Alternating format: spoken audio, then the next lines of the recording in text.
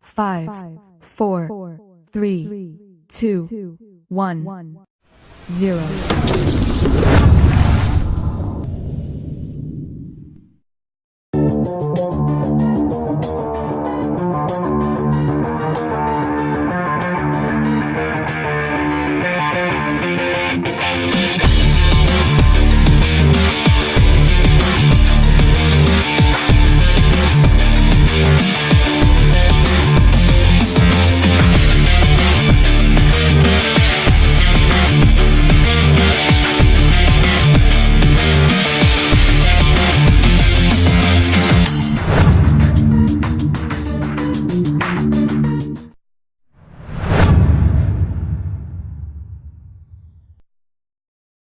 Five, 4, 3, 2, 1, 0.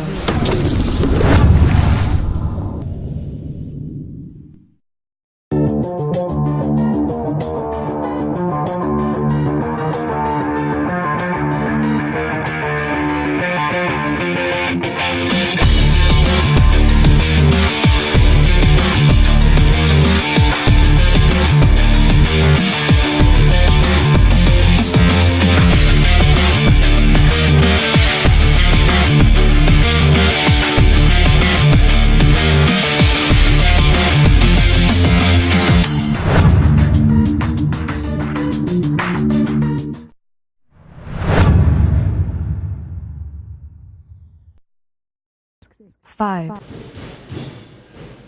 What's up, fight fans? Welcome to another edition of Web Boxing 101. It's been a while, folks. I've been out missing link.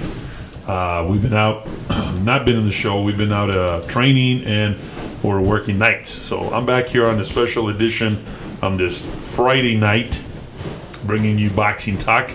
And I'm glad to be back. And we're gonna bring you the episodes at different times, Thursday or Friday. But again, I want to welcome everybody to Web Boxing 101 podcast on this episode number 32, October 18, 2019. And like always, we're coming to you by way of the installations of Warriors Edge Boxing Gym Promotions. I can say it's a podcast of a first, live streaming inside a boxing gym while people are actually training it. That's what you hear in the background. People are actually hitting the bags. You just hear the bell. So it kind of gives it more of the raw, live, raw flavor of a podcast, first of its kind. It's as raw as it gets, right? Yeah, of course. Don't forget to please comment on our live chat, and from there we can establish dialogue. Right now we're going to go live on YouTube.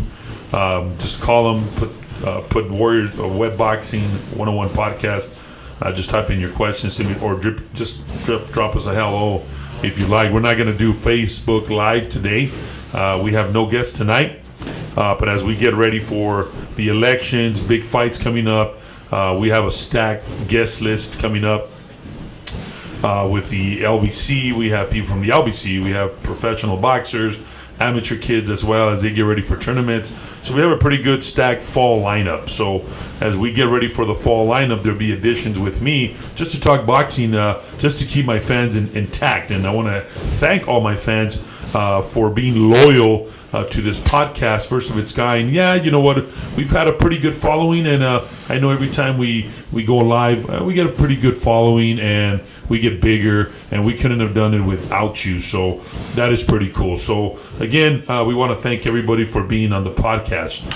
One of the things also I wanted to start off the show with before we get to what's making headlines in boxing is that the Vado, New Mexico tournament was pretty good. Teresa Tapia Promotions, the Johnny Tapia first annual Johnny Tapia Invitational it was pretty good. I mean, it was a 2-day event. It turned out to be only one, but it was good. I mean, I would have liked to see more participation of the gyms, of more people being out there. I know there was another tournament in Deming that came across, and they lost a lot of fighters, or whatever the case may be. There was and it was not their fault. I mean, they got the sanctioning first. They were in, and we also promoted them as well. We try to promote all the events coming up. As a matter of fact, we had one of our fighters participate in their tournament, and then we had some of our fighters participate in the Vado one. But other than it was a good night. It was a good Saturday night. It was pro fights. Abel Maldonado was out there as well, debuting, and he won as he's getting ready for his next big fight. Also, the likes of Tony Weeks was in the house. Great guy. The legendary Hall of Famer to be Tony Weeks was there in Vado, so that was a treat to see them. A lot of teams from Las Cruces, El Paso were there, so we want to give a shout out to them. Even though, what do I mean by seeing more people out there and more participation from gyms that if you didn't participate out in Deming, then you shouldn't come out here and just participate. Just because your kids don't get fights, come out there and participate, like the Texas LBC, the El Paso LBC, and also the New Mexico LBC. The people from Las Cruces are always great people, great to us. They're awesome. I've always go out there and they're great to us. Great work by JC Fernandez, the matchmaker, Mr. Robert Tapia as well for the professional matchmaker, and all the people out there. Rue from Vado, New Mexico Speedway, great folks out there, great facility. And it was a pretty decent Saturday night. We had a booth out there set up. We'd like to thank everybody that went out to our booth and visited us, bought shirts, and helped the small business. Guys, I have a small business. This is my hobby. I have a real job. This is my hobby, and I just promote boxing, and I want to promote all the gyms. It's about all of us, you know what I mean? And I just wish we would have had more people. You got to remember one thing, folks. More participation, the better. We all got to put our 2 cents in, our little grain as well. And, we have a lot of people bickering, well, they don't do this for us. Well, also, I also believe you got to give in order to receive. You got to receive in order to give. So I think it's a two-way street. We got to help each other in the LBC. Everybody talks about how poor we are out here in the Southwest, meaning poor, meaning that we don't have enough events. We can't compete with big cities. Well, folks, if we just keep saying we can't compete with big cities and we don't do nothing about the solution, then we're never going to compete, man. We're never going to do anything. We sit here and just sit here and talk about other LBCs that we don't have fights and all that. But look, man, don't be a problem. Be a solution to the problem. Right? I mean, be a solution to the problem and give something back. I would have loved to see more gyms out there participate, and not just fighters. I mean, put a booth out there, man. Promote your business. Promote boxing. I'm talking about the gyms that have deep pockets as well. I mean, go out there and help us out and help the LBC. The more correlation between gyms and coaches and owners, the better it is for the kids at the end of the day.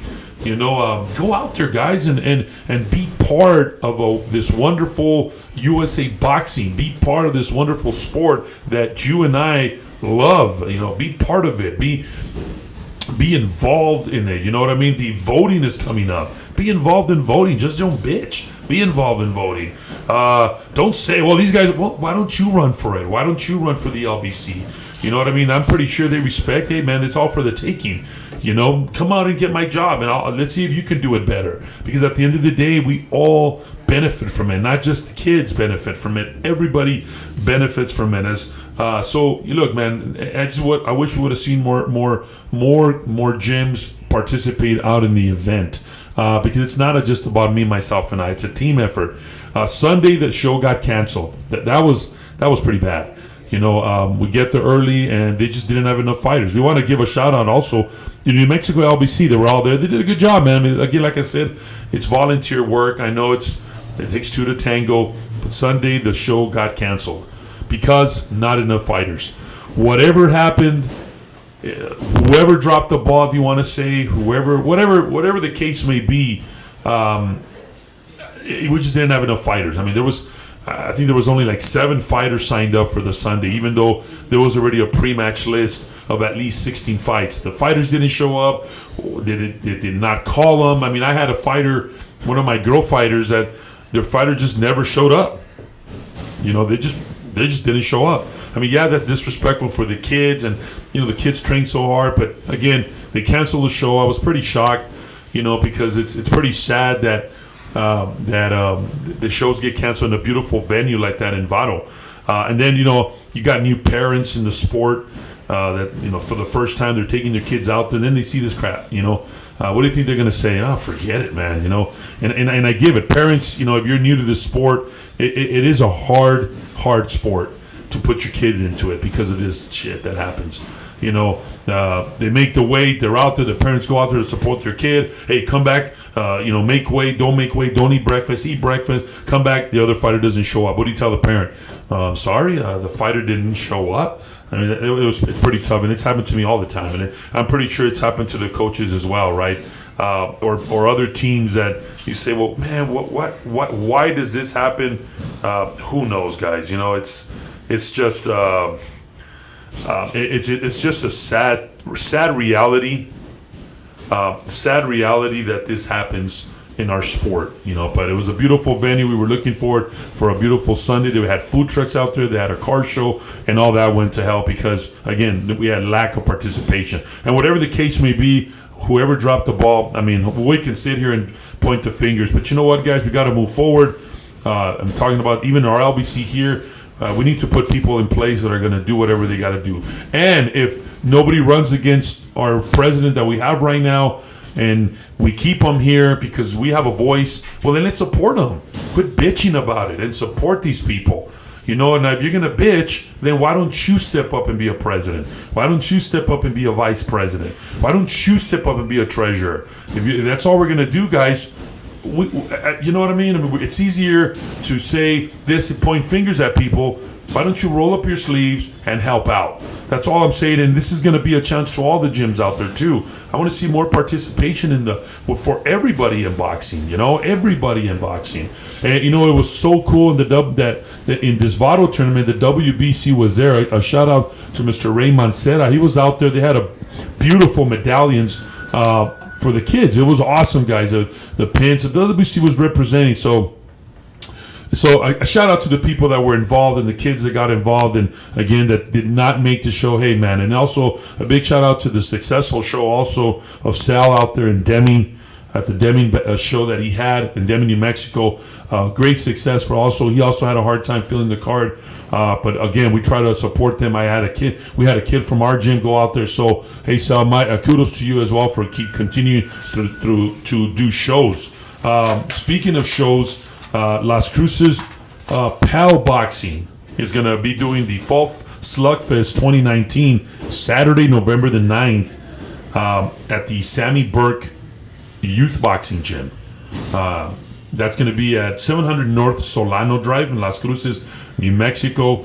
Adults $10, kids 16 to 17 $5, and kids under 6 are free. For more information, visit the Facebook page at LCPAL.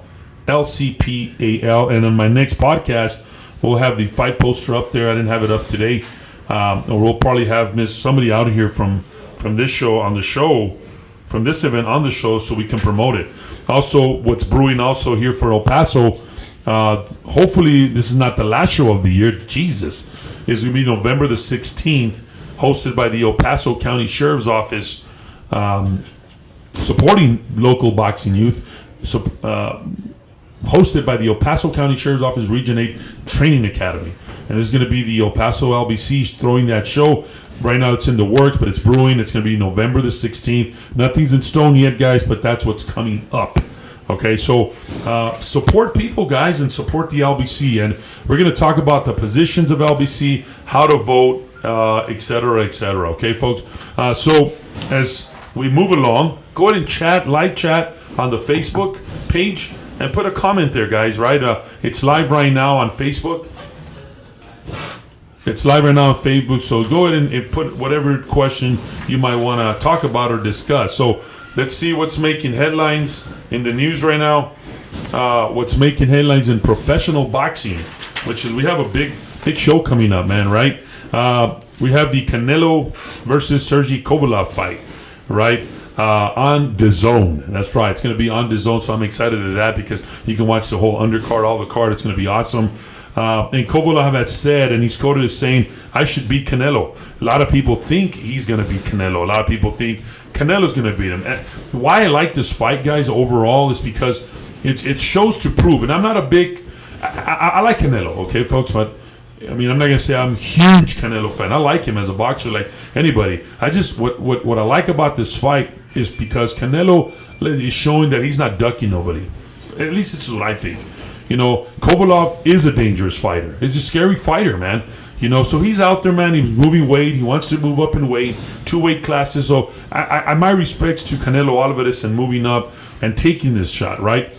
He's the WBO taking this shot against the WBO light heavyweight champion, the Crusher, which is 34 wins, 3 defeats, and all of those wins, 29 coming by way of knockout. He hosted the International Media Conference 2 weeks ago, and he talked about his upcoming defense against Canelo Alvarez, right? And that's going to be on November the 2nd at the MGM Grand Garden in Las Vegas. And here's some of the quotes of the interview that they've had of him. He said, "I respect Canelo because he goes right up to 2 divisions," and that's what he does. This is a huge goal for him and also for myself. Canelo wants to try to get my title in the light heavyweight division, and if you will not get this title, I will say you're going to lose. He has nothing to lose. He's just trying. That's what he said. You know, the only bad thing about this fight and all this is that they're portrayed as being friends. You know, you got to have some anger into it so people can get hyped up, right? On whether Canelo's avoiding the third fight, whether with Gennady Golovkin, I don't think that he's avoiding the fight against Triple G. Right now, he wants to make history, and that's what it's all about. He wants to face me because I'm the best in the light heavyweight division. He fights against Triple G. That happened or will happen. It doesn't matter if Canelo wins the fight November the 2nd or not. I think he just wants to try to make history. And this is Kovalev talking, right? But again, like he said, and everybody said, we'll see November the 2nd. And Kovalev said, like, I will be in the ring and we'll be ready for everything that he will bring. On how long he'll stay in the fight game at age 36, who knows? Kovalev is older. People have talked, hey, Kovalev is already a has-been. He didn't look too good against Ward. He hasn't looked too good. He's not the Crusher because he's the one that's taking the beating. Who knows? We'll see. Kovalev also said, I am really motivated for the future of my boxing career. I would like 2 more great years. Wow, that's going to be tough. And I can fight easy because right now I have a great team. And in Kovalev's corner is going to be the legendary Buddy McGirt, and Teddy Cruz is going to be on the corner of Sergey Kovalev. So who knows, folks? I mean, it's going to be a great, interesting fight. I like the fight. It's going to be pretty good, man, to get into the end of the year, man, watching this type of fight and Canelo going up 2 in weight. So what do you guys think? I mean, can Canelo pull it off? If I make him a prediction, my prediction will be Canelo in the late rounds. I think Canelo will stop him in the late rounds. Those body shots are going to be vicious. Canelo just trains like a beast. Kovalev did look okay on the last fight, but like I say, he's getting older. Maybe his movement's not that good. Should Kovalev fight him inside or outside? I believe Kovalev should keep him on the outside. He's the longer, taller fighter. Canelo's going to probably keep him in the inside and go to the body. And that's what everybody's been saying. It'll be an interesting fight, guys. November the 2nd on DAZN to see Kovalev versus Canelo Alvarez for this title fight. So that'll be cool to see, right? So what do you guys think, man? Live chat. Tell us about what you think of Kovalev and Canelo. A fight to see. And you know what? In what Kovalev was saying about the third fight against Triple G and Canelo, I don't even think it's going to happen. You know, Triple G did not look good in the last outing at all. I mean, he looked tired. I know people were saying that he was sick, you know, but man, he didn't look good at all, folks.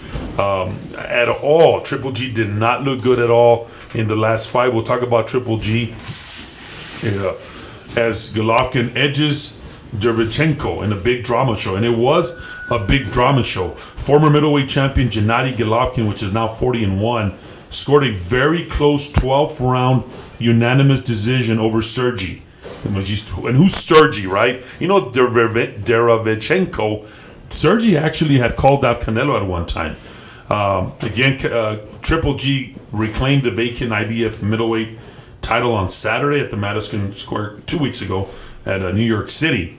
And it was a close, very close, unanimous decision that I had it close to, but I had Triple G winning by 1 point. You know, that was me. Or else it could have been a draw. I don't know. Should have been a split. With the knockdown, Gennady Golovkin won the first round 10-8 on all 3 cards. After 4 rounds, the scores were 38-37, 38-37, and 39-36, and they were all for Triple G. This is after the 4th round. Sergey Derevyanchenko won round 5 on all 3 cards. After that, after 8 rounds, it was 76-75, 76-75, 77-74, all for Golovkin, for Triple G. Judges Frank Lombardi and Eric Marlinsky both gave the fight 115-112, gave Triple G 3 of the last 4 rounds, while Kevin Morgan scored it 114-113, awarding Sergey 3 of the last 4. So it was a very close fight, whatever they were seeing, but the knockdown made the difference. If he wouldn't have made if it wouldn't have happened as a knockdown, the outcome would have been different, maybe a draw. But then a draw, folks, hinders and cripples the third Canelo Triple G fight that people want to see. So again, I'm thinking that, right? I wouldn't want to see a third fight no more. I think Canelo has got to move on to bigger fighters. But a lot of people want to see that third fight. But I think if this fight would have been a draw, it cripples a third fight with Triple G and Canelo. So they were close rounds. What did you guys think? I thought could have been a draw as well. The 37-year-old Triple G, he showed his power early in the fight. He dropped Sergey in round 1, or Sergey. So he was cut over the right eye from a punch. It was a punch, but it was ruled a headbutt. It was actually a punch, and it was ruled a headbutt. That was in round 2. Sergey was very aggressive in rounds 3 and 4. And he hurt. I've never seen this, but he hurt Triple G to the body in round 5. And I thought he had him in round 5 because he hurt him pretty bad. And I was shocked. I was like, I've never seen Triple G hurt. Sergey was in a buzzsaw after that. It was just a free-for-all. After that, he knew, hey, man, he smelled blood. He was on him. Derevyanchenko was on him all the way. He had a big round 10, making Triple G look slow while missing punches. The last 2 rounds were close, like I said, and the scores were again at the end 114-113, 114-113, 115-112, and 115-112 because of that knockdown. So it was a very, very close fight, and indeed, it was probably candidate for one of the fights of the year. The year's not over, but it's up there in my top 3 fights of the year, and I would love to see that rematch again. Sergey wants the rematch, but Triple G's still hunting for Canelo. Again, I think the Canelo and Triple G saga should be over. It's done. But it was a great fight. And for the first time, I saw Triple G look vulnerable. Now, there was a lot of speculations and rumors after the fight. Triple G went to the hospital where he was ill. He had the flu. He had some type of flu, some type of bug. And if you saw the fight, folks, in the corner, Triple G did look sick. He did not look like Triple G. He looked pretty sick. He looked winded. He looked tired, and people said he just looked old. Well, folks, he was sick, and he did look sick. He didn't look too good. That body shot really hurt him. So, hey, man, those are the blueprints for Triple G, man. If you go at him, and I think if they make the third fight against Canelo, folks, I think Canelo will beat him easier. But that's just me, and I like Triple G. I think he's a good fighter. I think we should see the rematch in early January. The rematch between Triple G and Sergey Derevyanchenko. Well, moving right along, and here's a comment that says Canelo said in an interview that Triple G really has nothing to offer, and that was from Richard Lujan, posting right now in live chat. And you're right, yeah, he said that after that fight, Triple G had nothing to offer, and he did not, by no means, look good. And if you see it, it's recorded on DAZN. If you haven't seen it, look at it, guys. He did not nothing. And yeah, why would? And you know what? I give it to Canelo. He's right. He has nothing to offer. I already beat him. It's done. Let's move on. But of course, if the money's there, they'll do the rematch. I really don't know if I want to see that fight. We're not talking about Marquez versus Pacquiao. All those fights were exciting. They both had something to prove. Here, Triple G did look pretty bad. Very bad. So we'll see what happens with that, man. I don't know. But yeah, Canelo has right now no interest in, and that's good, man, that Canelo's not even looking at this guy that closely because, hey, man, he has Sergey Kovalev, and I did say, man, he's a scary fighter. Sergey Kovalev is a very scary fighter. So moving right along in what's making headlines, Errol Spence Jr., speedy recovery. He's out of the hospital, I believe. And the good news is that the champion, which he's the WBC and the IBF welterweight champion, Errol Spence Jr., has been released from a Dallas hospital after suffering a pretty bad accident, traffic accident, motor vehicle accident. His Ferrari, Lamborghini, whatever he's driving, he suffered that, right? And again, you know, this is fresh off the fight against Sean Porter, which was a pretty good fight. And you know, going back to, and I'll get back to Spence and how he's doing, but going back to the Sergey Derevyanchenko Triple G, hey man, Porter brought the show to Errol Spence. It was a very good fight, man. It was to the toes, to the tips. Here we go. Aggressive fighter, made Errol Spence.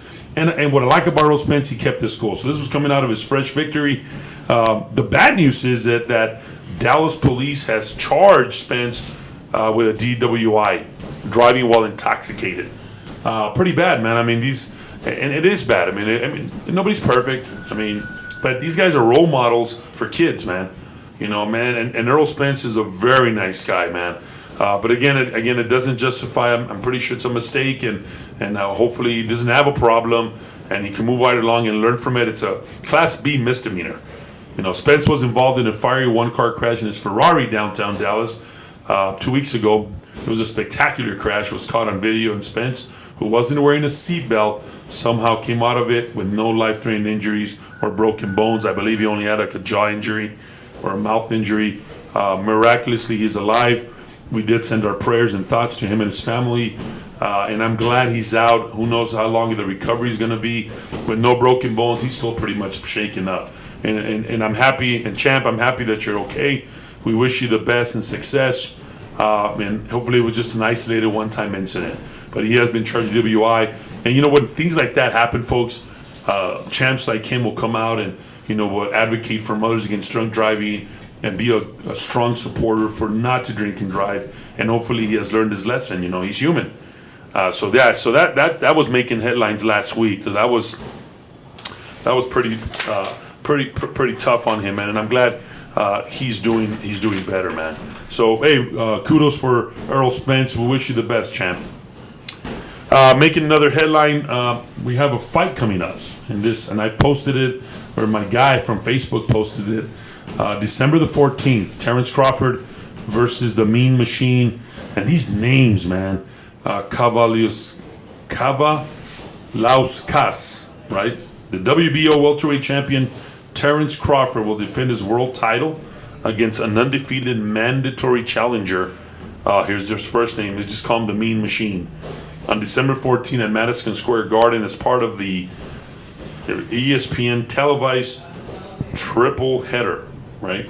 The other two fights on the undercard is IBF lightweight champion Richard Comey defending his title against Teofimo Lopez, the exciting Teofimo Lopez, that in his last outing he didn't look that good.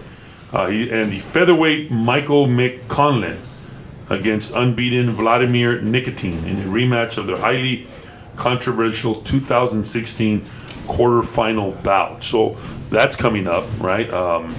Crawford, I want to see more fights. I mean, hopefully after this one, he gets some name recognition or opponents that are name recognition. So, Crawford, good luck on you and everybody under the card, Teofimo Lopez and Mike Conn. And folks, that's going to be December 14 on ESPN. That's coming up.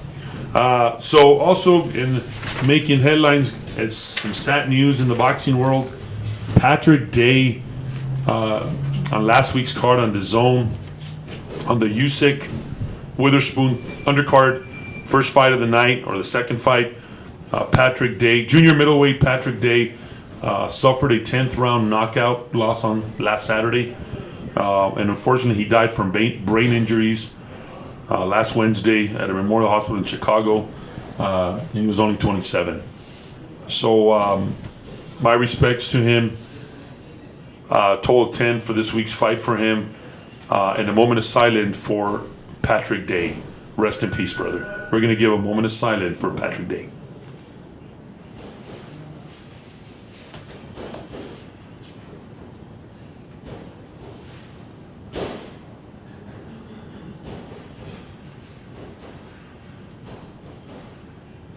Rest in peace. On behalf of Patrick's family, team, and those closest to him, they said that they were very grateful for the prayers, expressions of support, and outpouring of love for Pat that have been so obvious since his injury. This was a statement from DiBella, the promoter. He was a son, a brother, and a good friend to many. Pat's kindness, positivity, and generosity of spirit made a lasting impression with everyone that met him. Day was knocked down by right hands in the 4th and 8th rounds by the unbeaten Charles Conwell, which Conwell is a 2016 U.S. Olympian. During the scheduled, like I said, 10th round fight on the Usyk Witherspoon undercard. Although Conlon was clearly winning the fight, Day was competitive in many of the rounds. However, in the 10th round, Conlon landed 2 rights and left that knocked out Day. When Day went down, Patrick went down, the back of his head slammed onto the canvas. Referee Celestino Ruiz immediately stopped the bout without a count, with a count at 1 minute 46 seconds. Day was immediately surrounded by medical personnel. Within minutes, was taken out of the ring on a stretcher onto an ambulance. He never regained conscious. At one point, he had suffered a seizure and lapsed into coma, and he underwent immediate brain surgery. Members of Day's family flew to Chicago on Sunday morning to join the managers and everybody involved with him in keeping vigil, but the situation was dire, and the doctors gave Patrick little chance of survival. On Wednesday, surrounded by his parents, other family members, and his closest friends, Day was disconnected from the machines that have been keeping him alive, and it brings me to almost tears, man, reading that piece that I just read. Our sport is a beautiful sport, but then so violent and dangerous. And this is an isolated incident. Our sport continues to remain safe. But Patrick, rest in peace, my brother. You're with God and our Savior up there, and looking down at our boxing world. So we send you all the prayers and thoughts, and we'll keep you in our hearts forever. Rest in peace, Chan. And which brings us to the next topic. And in our fall lineup for the Web Boxing podcast, I'm gonna have some physicians here talking about our sport and the great job that they do too. As you see, as soon as that happened, he was surrounded by medical personnel. So we'll talk about that. How safe is our sport, and how can we make it safer? It's pretty hard. I mean, boxing is about getting blows to the head, and it's a great reminder that it's a sport that's pretty violent, just like football. And it can happen to anybody, and even in the amateur world, and we have kids fighting, and that's why, man, you know what we get yourselves into, and train hard, but yeah, in our fall lineup, folks, for the boxing podcast, we are going to have people, medical personnel, that ringside doctors. We can talk a little bit more about in depth on how can we make this sport safer, what do they look at, et cetera, et cetera. And I know there's technology out there, better technology and better our sport. In the amateur world, you guys need to be asking the question. We rush to get a ringside physician all the time, and we don't care if the doctor's 90 years old. We just want them there because it makes a fight. Well, I think that's pretty wrong. We need a doctor that's alive, a little bit younger, to get up there. And no bashing our 90-year-old doctors, but what are we looking for? What is our LBC looking for in physicians? What are our coaches looking to in physicians? We offer here at Warriors Edge Boxing classes for first aid, CPR. Very seldom do we have people get on board and take these classes. And we invite coaches. The last time our LBC did come, our LBC is certified in the first aid, and reaching out to anybody needs any type of training, come out and reach us out, guys, and let me know. We'll be more than happy to offer the training and train your staff, your fighters, your coaches, just in case, knock on wood, and God be willing that not happens like this, but just in case we need emergency personnel there. So we'll be talking about ringside safety in our upcoming fall lineup. So from that led to this. So an unfortunate incident to him as well. Take a 2-minute break. We'll be right back talking about that undercard, talking about the card of Usyk and Witherspoon when we return to Warriors Edge, to Web Boxing 101 podcast, live from Warriors Edge Boxing. We'll be right back, folks. 5, 4, 3, 2, 1, 0.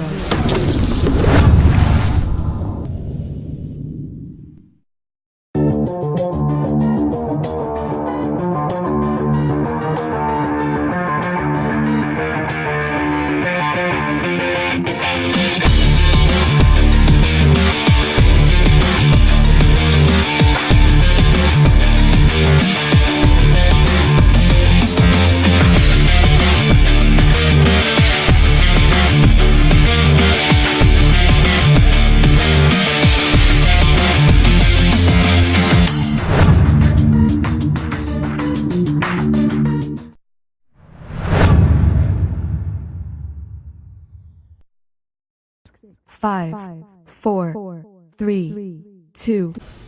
Welcome back to the show, folks. Welcome back to Web Boxing 101 on this Friday evening. As we announce big fights coming up, we announce our LBC voting as it ends tomorrow night. We'll talk about that a little bit more. But we want to welcome back, and the show is being sponsored by Texas Law Shield, Firearms Legal Defense Program, 24/7 attorney answered emergency hotline. Members pay zero attorney fees. Visit www.texaslawshield.com for Firearms Legal Defense Program and non-firearms legal defense program. Texas Law Shield in the house. We'd like to thank them for sponsoring Web Boxing 101 as we're transmitting all over the Southwest region, Texas, but you know what? It's transmitting all over the United States, and being the first transmitting podcast as we bring up our fall lineup all to the South American continent. South America, all the people from Brazil. I got a good friends out there in boxing. We're reaching out to them too. A big shout out to them as well. So we'd like to thank you guys all for listening to this podcast. All you fight freaks, thank you so much for being loyal. Without you, we cannot grow. Well, let's continue on what's in tap in the professional world. Usyk, Alexander Usyk, passes his first heavyweight test, but is he ready for a world title?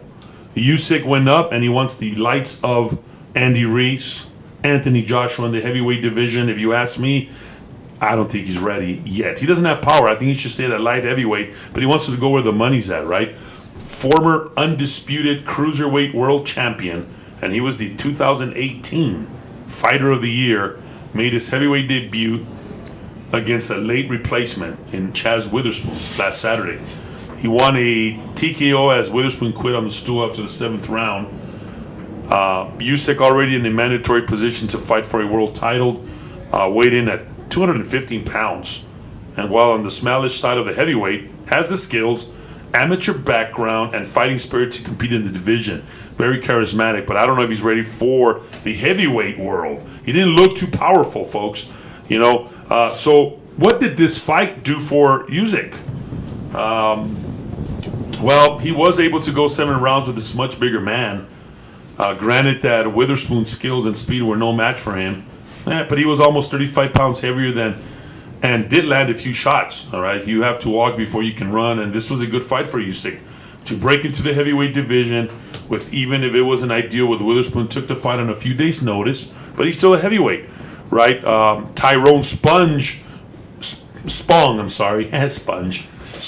was the one that was supposed to fight Usyk, which is a more talented fighter, but he was dropped for a failed drug test. What's up with these heavyweights, right? These drug tests. So then they got Witherspoon. Yeah, Witherspoon didn't look all, he had his, he didn't have a summer body, had like a Thanksgiving body, and he didn't look too good. Usyk pretty much took it to him. But you know what we don't know about this is that, does Usyk have a chin? Right, we still don't know how well he can catch one to the chin. Legitimately, from a heavyweight puncher like Andy Ruiz, right? Anthony Joshua, Deontay Wilder, Luis Ortiz. Who knows if he can take a punch? So it's yet to be known, right? Is he ready for a title fight? Well, I don't think he's ready either. As Dan Rafael from ESPN said, right? Not yet. Ideally, he will have at least 1 or 2 more fights in the division first. But that might not be reality, guys. He's already the mandatory challenger for the winner of the December 7th fight between the unified titleist Andy Ruiz Jr. and former titleist Anthony Joshua. Damn, he's already a contender for that, and a mandatory challenge. He will get a shot at a belt next year. Excuse me. But if the winner of the fight or potentially has a vacant title, he will take the fight as soon as it's available to him. Be it the winner of the fight has a vacant title. So we'll see. I guess all eyes are on the showdown in the desert between Andy Ruiz and Anthony Joshua. We'll see, man. Who should Usyk fight next? How many fights does he need to be ready for the likes of Tyson Fury, Wilder, and Ruiz? As Rafael said from ESPN, and we'll say, I like to see him Next fight, Carlos Takam. And I think so too. He needs to fight these fighters before he gets to the big fighters, man. He's gotta like you say, you gotta crawl before you walk. You gotta walk before you run, right? Takam, Takam, battle-tested former world title challenger, who gave a good effort in the 10th round stoppage loss to Joshua in a title fight back in 2017 of October. Usyk was supposed to fight Takam in his heavyweight debut in May before an injury, but there's no reason their camps can't put that fight back together, and that's what I would like to see before he goes into these bigger fighters.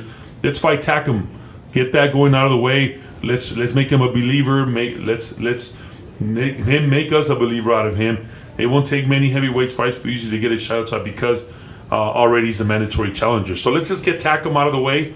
Let's see if he has a chance. So Usyk looked very good, but then again, he looked good with the lesser Witherspoon. He took good fights on the last week, couple of weeks' notice, so he really didn't prove nothing.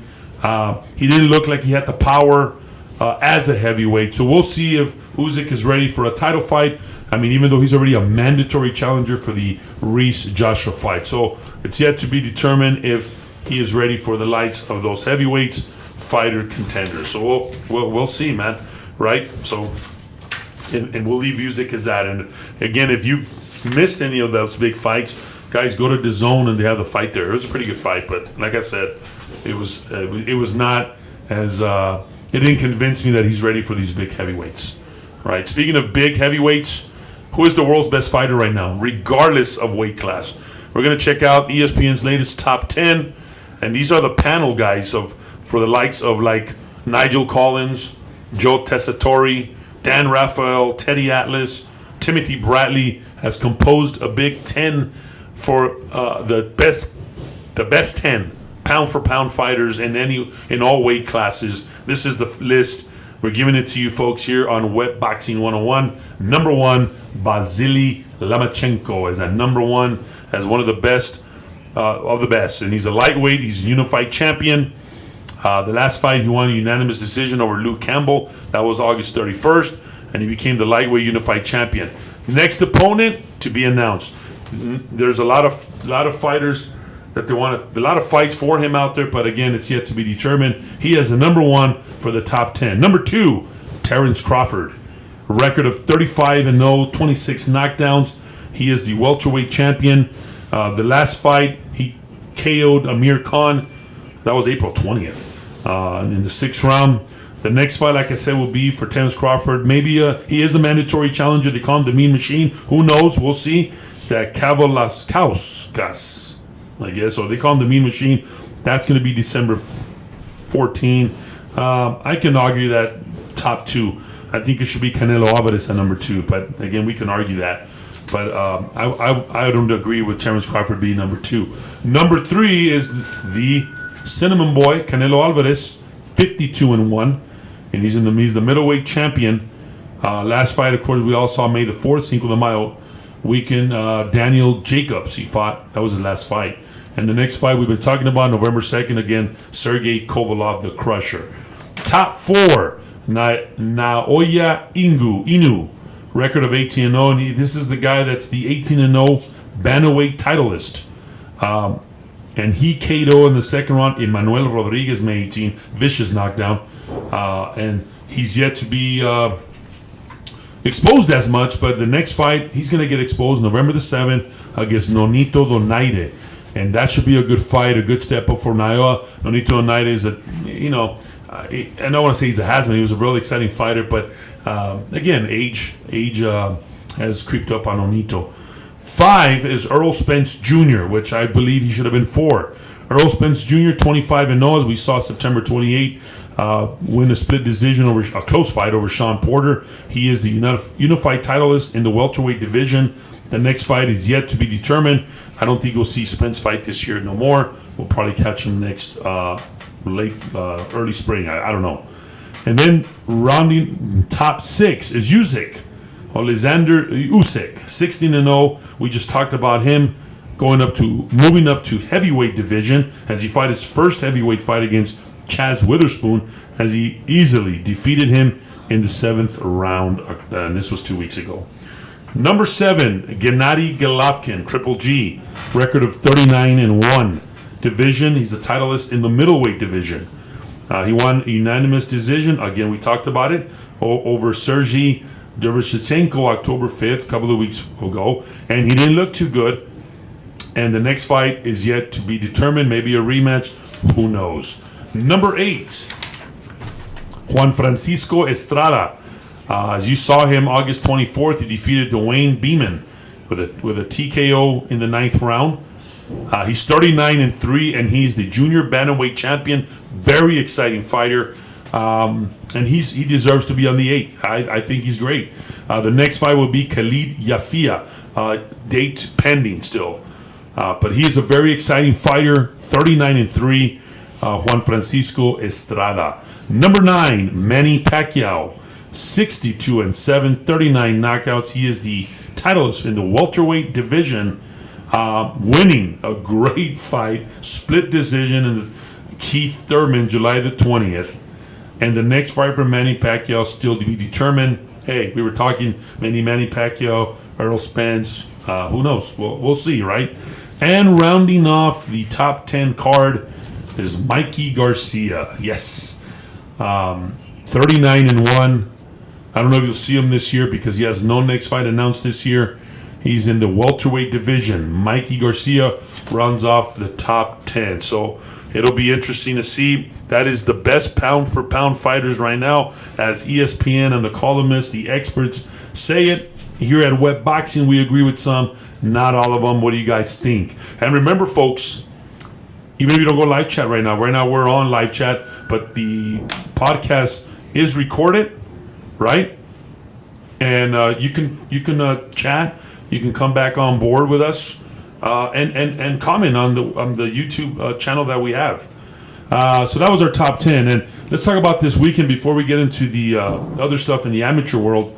October the 18th, which is, guess what? As we talking, we got a title fight going on ESPN and ESPN Deportes for the WBC IBF light heavyweight unification right now. We have the undercard of Josue Vargas versus Johnny Rodriguez. Also on the card is Luis Colasso. The title fight will be Alexander Vadijk versus Arthur Beterbiev for the 12-round unification heavyweight title fight on ESPN. That's going on right now. Tomorrow, live from Chihuahua, Mexico, and you can see this fight on the Golden Boy Facebook watch. You got Oscar Duarte versus Richard Solano. El Bandido is back, as he's the co-main event card. Francisco Vargas versus Ezequiel Aviles. We wanted to bring that up. It's a very good card from Chihuahua, Mexico. So those are kind of the most notable fights this week. If you have nothing to do, guys, you fight freaks, go out and watch these pro fights. They should be pretty good. So that's our pro scene, folks. Again, like I said, go ahead and chat. What did you think of the top 10 or whatever you wanna post on YouTube? All right, let's go into the amateur world because something interesting is happening tomorrow, I hope. Because tomorrow is the deadline. The deadline to submit your name to run for your local boxing committee is October 19th, right? We're calling for candidates. We haven't seen nobody. We'll see. The candidate form as well as other election information can be found on go.teamusa.org. Right now, there are several LBCs with no candidates. If you love amateur boxing, folks, and you want to see it grow and thrive, please consider serving on the board of directors. Like I said when I started the show, if you're not happy with the way things are being handled within your local boxing community, maybe you can be the person to help make some changes. Perfectly said by USA Boxing. If you do not like how things are going, we can't please everybody, but if you're not happy, guys, maybe you can be the person to help make some changes, right? Boxers, this is an opportunity for you as well. You can look out for the best interests of the boxers in the LBC. Be the athlete voice among the coaches and officials. Athlete reps must be at least 18 years old, but boxers, be that. You can still qualify for this. And like I said on my Web Boxing Facebook page, vote, voice, vote. You're it. You're the LBC. The kids that are out there training on the ring, you're the LBC. You're the voice of this LBC. And millennials going into these new positions, we need young blood. And if you have even not the young blood, not non-millennials, support them. Or if you're going to complain, then just step out of the way if you're not going to help, right? December 2019 marks the end of the term for the current local boxing committees, or the LBC Board of Directors. LBC Board elections are held every 4 years with a new board in place in January of each Summer Olympic year. If you are interested in running for one of the board positions, please submit your names as a candidate by completing the form on the USA Boxing one, right? You can submit your form via email at bmcallister@usaboxing.org. I'll have this information on my website. I guess it's too late or not. Or you can fax it at 719-866-2132. So be the voice, right? The deadline to submit your candidate form, well, it's going to be tomorrow. So hopefully we had some people run for that. If not, if we're going to keep our current LBC here in El Paso, we got to vote for them. And we got to support him. The LBC voting procedures and a brief description of the board positions are also on the forms. So this is the way the election timeline goes for this, guys. It was September the 19th. It was a call for candidates, right? October 19th is going to be the deadline. November 7th announces the candidates that are running for the LBC. November 7th also announces the deadline to add or change club rep and to attach boxers. November 18th, the voting begins. December the 1st, voting ends. Mid-December, announce final election results. And January 1, 2020, new board takes office. If you want to make a change, folks, change. Say you didn't submit names, you're not part of it. Go out there and support it, man. Do something, man. Let's quit complaining, folks. Do something. Okay, you didn't run. You didn't want to run. We don't want these guys on board. That's why we don't participate. Whatever, man. Come on, guys. We all gotta put our 2 cents worth in. We all gotta put our efforts. We all gotta put our ideas. It also comes from the gyms as well. So please, folks, vote. All right. So how does this work, guys? The LBC voting procedures. The elected positions are president, vice president, secretary, treasurer, chief of officials, and athlete representatives. The registration chair is also elected, but not in the same way as other positions. The registration chair will be elected by a new board of directors once the body is in place. We also need a new registration chair. I believe so. Eligible to run for office must be 18 years, have been registered non-athlete member for the LBC for at least a year, not have been suspended by UFC Boxing for any reason, unless there was an error made on your background screening, not have a record of a felony criminal conviction involving theft, financial improprieties, and other crimes involving moral turpitude.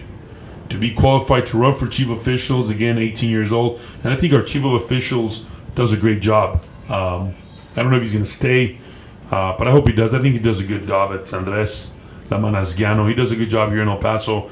So we see him helping out all over the both states, New Mexico and Texas. So, but that's all there, guys, on the voting procedures. To qualify to run for athlete representative, again, 18 years of age, have been registered athlete in your LBC for at least 60 days, 3 years preceding the election, as participated as a boxer. The board of governors is who votes for the president, vice president, treasurer, and secretary. The board of governors is comprised of a qualified club representative within the LBC and the current board of directors is what makes it good. For a club to be qualified to vote, must have been a registered club for the LBC for at least 6 consecutive months prior to the election, have a minimum of 5 registered athletes, have a club representative who is a non-athlete and has been a registered member of the LBC and the club for at least 6 consecutive months. The club representative must be designated such as a UFC Boxing membership database under the club membership, right? So it's all there, guys. There's vacancies, like I said, for president, vice president, secretary, treasurer, chief of officials. We should have announced this a long time ago. The deadline is tomorrow, right? LBC board of director positions. And let me just go over this because a lot of people don't know what the post order is for these people, right? Remember, folks, that it is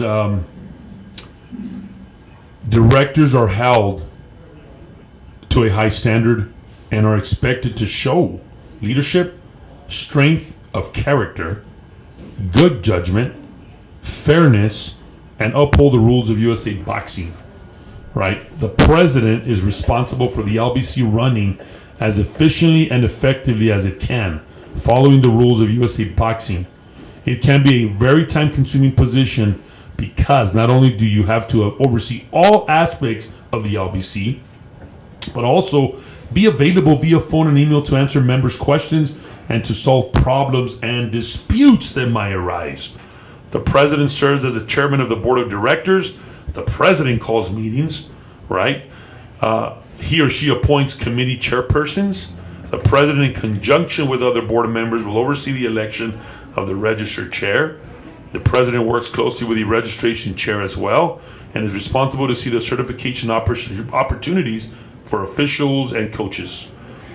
That's his post order. That's a lot. And it's a volunteer basis, man. So, I mean, that's something also to consider, man. If you're going to take these positions, know that it says here, man, it's very time consuming. And that's why we need the best person up there, man. Vice presidents will temporarily fill in as a president. If the president isn't able to serve, the vice president should attend all meetings. I haven't seen our vice president in no meetings. I don't know. Just kidding. Or we've had a meeting. He or she will preside the board of directors meetings as well. Works very closely with the president, and again, just takes over what the president can do. But and again, even the vice president, it's a volunteer basis. And folks, again, going back, and they both do a great job. Our LBC, I'm pretty sure New Mexico also, and of course, can it be better? Of course, it can be better. Can this podcast be better? Can my gym be better? Can us as human beings be better? Of course, we all need work sometimes, right? And then the secretary is responsible for issuing meeting notices, taking minutes at meetings, providing reports to USA Boxing, preparing official correspondence, and distributing, and they type the meetings and distributing to the Board of Governors. And this is the secretary, that was the secretary. The treasurer receives all monies and pay bills approved by LBC, make bank deposits, maintain all financial records, make timely reports, serve as LBC financial liaison, ensure that all appropriate LBC tax returns are filled, help develop the annual budget, help determine long-range strategies, keep the board of directors, and as I mentioned, he also does the matchmaking sometimes. You know, they do a lot of work, man. Athlete representatives of the post order as well, but I just wanted to bring that up, right? And the registration chair is not the elected position, but it's another critical position within the LBC and arguably one of the most time-consuming. This position works very closely with all the board, assisting members with registration, answering questions about your online process, prepare and distribute passbooks for athlete, maintain the sanctioning schedule, work closely with the national office, order supplies such as passbooks, possibly attend local boxing shows to deliver passbooks. And so that's what they do. So tomorrow's the deadline, folks.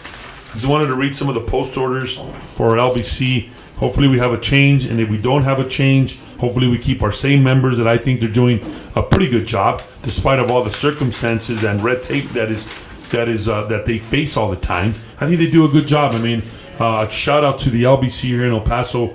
Yeah, man, we've had our differences, but we all make mistakes, folks. And if they keep the same board, I'm gonna talk about it right now, and I'm gonna give a shout out to our board. Hector Espinosa as our president, Joe Rodriguez as our vice president, our treasurer Frank Guerrero, our chairman Mr. Adams. That he recovers. He's been ill lately, but I gotta give him a shout out. It's only the right thing to do. And if they run again, hopefully we can help them more, and they get just again be a little bit more open-minded to our needs, to our members' questions and needs. I'm not saying they're not, but if you feel that they weren't, reach out to them. And look, folks, they're gonna be on board. We just gotta work close to them and communicate. Set our differences aside, guys, because when we do not set our differences, the kids hinder. The kids are at fault. You know, we're not going to agree with everybody, and we're not. That's just the world we live in, and that's just life. But if we sit down, guys, and work together, if we sit down on the round table and work together and set our differences and see how we can make it better, then we can we can succeed. But if we don't do it, folks, we don't do it. I've tried to do my part through this podcast, calling out all the other gyms, calling out all the gym owners, all the deep pockets of people out there. Come on, man, let's work together. Let's have gym meetings. Let's have some meetings with the gym owners, and let's see what we can come with an agreement to help out our LBCs. Let the LBC have meetings. And I know in my gym, I've seen the president come out here and visit us. That's pretty cool. And you know what, folks? To end the show here in conclusion, let's have more meetings, guys. Right now, I'm going to call out a meeting pretty soon here at the gym, at the podcast. And let's see how many people arrive so we can have a meeting, guys, to strengthen our Golden Glove program. That Junior Vicencio does a good job. Not saying he doesn't, but look, man, after so many years of volunteer work, hey, folks, it gets harder and harder. Health issues, problems in the home front. I'm not saying that's happening, but just life in general catches up to all of us. And sometimes we all need help, support, encouragement to make our Golden Glove program bigger and better. And we should, as gym owners, let's make our Golden Glove program bigger and better. We talk about El Paso being the Sun City, the boxing town that it is. Let's get together, folks, and let's make this Golden Glove program better. We got to start now. Not tomorrow, now. We got to start now and providing a bigger, better show as far as Golden Gloves, and that's the next one. And I think even the JOs are coming to El Paso in early summer next year. Where are we going to have it? I mean, who is our board that's going to tackle this issue? Are we going to have a very good, or are we going to be stuck at a warehouse? Jesus, come on. But again, that's not just the LBCs. It's all of us, guys. It's all of us coming together and uniting us to become a better LBC, an LBC, a force to be reckoned for other LBCs to mirror us. The Las Cruces LBC and the El Paso LBC, great job on those folks. We got to work together. And speaking of the LBC folks, the Las Cruces Pale Boxing is holding a boxing event Saturday, November the 9th, called Fall Slugfest 2019. For more information, go to their Facebook page at LCPAL. So, folks, like I said, hopefully we have some good candidates, and if we don't, hopefully we can support these people that are there already. Everybody's there. Anybody that's there already and is going to keep running, hey man, good luck to you on the new. If you're going to continue, we support you 1,000%, because without you guys, again, there is no tournament. But again, I'm trying to do my part, and in that, November the 16th, I am hosting one at the Sheriff's Office Region 8 Train Academy. Again, that's just my part in helping out the LBC folks. Okay, so again, folks, go out there and vote. And if you don't vote, let's do some meetings. Let's make an outcry. Let's be heard. Vote and voice your concerns and your opinion to the LBC. Folks, have a great weekend. Thank you for joining us on this Friday. Like I said, we got a big fall lineup coming up. With big guests. It's halfway there of the year. We've had a pretty good show on our 32 episodes. So, folks, again, have a good weekend. Enjoy the fights this weekend. We will see you late next week, for another edition of Web Boxing 101 podcast. And in anything you do in life, put God first. This has been a podcast. Have a great weekend. 2, 1, 0.